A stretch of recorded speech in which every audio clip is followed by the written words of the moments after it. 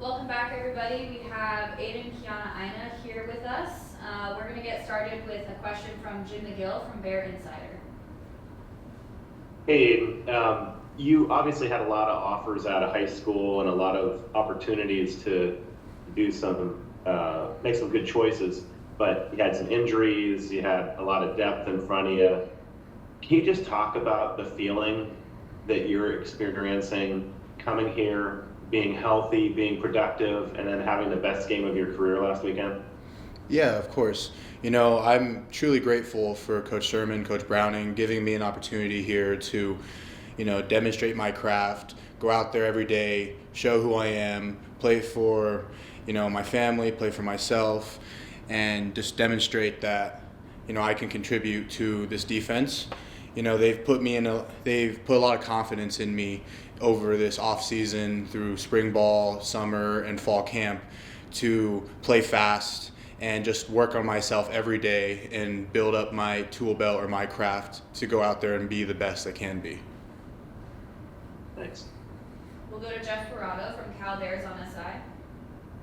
Aidan, when we talked to the coaches a few minutes ago, they talked about how a lot of guys who played in your position are sort of just there to sort of hold off two blockers, but that you're actually athletic enough that you're doing that and then making plays off of that. I'm wondering, did you play other sports as a youngster that sort of expanded your athletic tool belt, as you called it? Yeah, no, my dad and mom put me in sports, in every sport they could growing up. I played anything from basketball to soccer in high school. I played basketball my freshman year. I threw in track. I did a little bit of wrestling, not in high school, but before that. And so I played in just a collection of sports. I even remember playing in rugby before high school, and I believe I was 12 or 13, and I was so big, and they're like, "You're not that age. You need to play with the 16-year-olds because they're more your size." So just growing up, my dad and mom were always putting me in sports all the time, hoping to be active, flag football, and then right when I could play tackle in second grade, immediately into tackle football. Because it's not just, it was just, sports are a passion for me, something that I love doing, and it always kept me busy, kept me in shape, and it's helped me so far.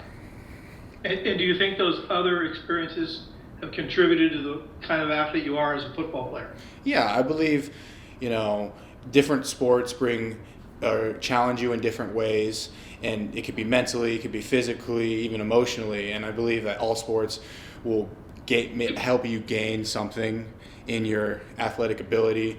And then on top of that, though, coaches will all teach you something different, whether it'll give you mental fortitude or they'll teach you a specific technique that will help you in your future, no matter what sport you play.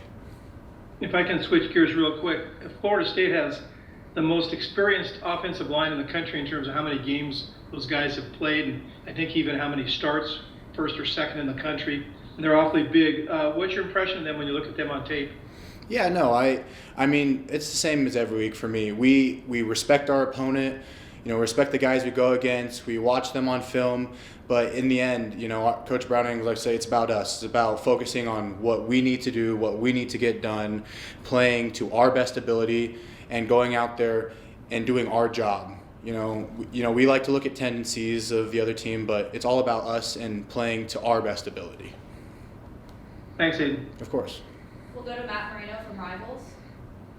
We anticipated during the offseason and during camp that you guys would have a pretty heavy rotation along the defensive line. How have you seen the benefits of that pay off, in the first few games?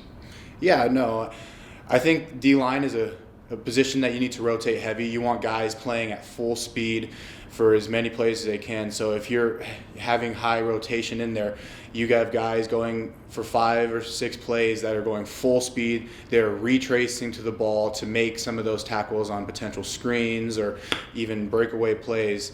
They're able to pull all effort out there, so then they come out for a little break and get ready for that next drive. And so the rotation for us has been the heavy rotation we've had has been so nice, because I know that I'm going to put all my energy into my plays, because Browning will give me a rotate to give me a couple sips of water, get a break, and then go back out there and do the same thing next drive. And have you been part of a defense that's been this prolific in taking the ball away, especially in the back end with the interceptions? I haven't been a part of defense that's been this prolific, but I know every defense always emphasizes takeaways.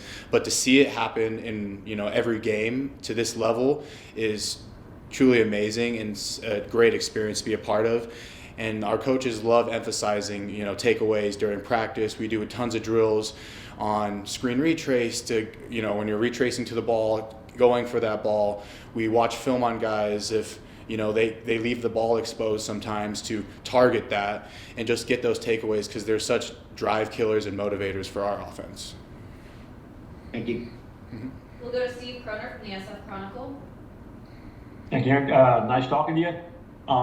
You're not nearly, I'm a ton older than you are, but when I was growing up, to sound like the crotchety old man telling you to get off my lawn, Notre Dame had kind of an aura about it, that it was one of the special college programs. I think it still has, but maybe not quite what it did, say, 30, 40, 50 years ago.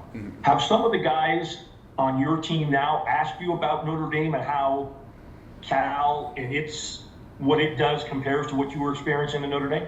Yeah, no, of course. Being at my previous institution for 4 years, they'll ask like, how were your practices? Trying to compare it, but like I like focusing in the now, and like I'll talk about it. I love talking about my past. I don't regret any decision I've made in my past. I'm happy with what I did back then, but I'm also truly happy with where I am now, and I believe everything happens for a reason. So when they ask about it, I'll talk about it. I'll talk about my experiences and my enjoyment of it. But then I like to move towards now and pretend a little bit towards the future, but specifically now. Thank you. Of course. We'll circle back to Jeff Ferrato. Aidan, before this season, you looked at the Cal schedule and you saw that you guys would be playing your ACC opener on the road against the defending conference champion, a team that was 13-1. I'm wondering what you thought about this game when you saw it then, and they're 0-3 now, which is kind of surprising to everybody. Does it in any way alter your view of the team you're about to play? No, I think Florida State has the potential to be an amazing team no matter what their record shows. I think any team can beat any team. It just depends on how you play on a specific day. They have a lot of talent, and even being 0-3, they now have a different mentality that could be dangerous if we don't do the things that we need to do as a team. They have a lot of talent up front. They have a lot of talent on their team, and so we need to execute our job on our side of the ball, and offense needs to execute their job on their side, so then we can go in there, play hard, have a great game, and then come out with a win. All right, thank you. Of course, thank you.